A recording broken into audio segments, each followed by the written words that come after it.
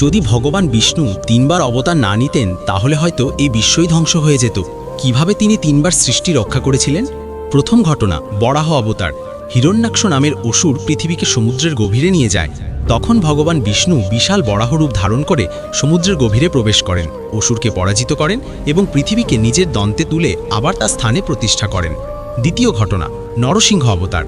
অসুর রাজা হিরণ্যকশিপু নিজেকে প্রায় অমর করে তুলেছিল এবং দেবতাদের অত্যাচার করতে শুরু করে। তখন ভগবান বিষ্ণু অর্ধেক মানুষ ও অর্ধেক সিংহ রূপে আবির্ভূত হয়ে তাকে বধ করেন এবং ধর্মকে রক্ষা করেন। তৃতীয় ঘটনা, কুর্ম অবতার। সমুদ্র মন্থনের সময় মন্দর পর্বত ডুবে যেতে শুরু করেছিল। তখন ভগবান বিষ্ণু বিশাল কচ্ছপের রূপ নিয়ে সমুদ্রের নিচে মন্দর পর্বতকে নিজের পিঠে ধারণ করেন, যাতে মন্থন সম্পূর্ণ হতে পারে। এই কারণেই হিন্দু পুরাণে ভগবান বিষ্ণুকে বলা হয় সৃষ্টির রক্ষক, যিনি বারবার অবতার নিয়ে বিশ্ব ব্রহ্মাণ্ডকে রক্ষা করেন। ভিডিওটি ভালো লাগলে কমেন্টে রাধে রাধে লিখে যাবেন।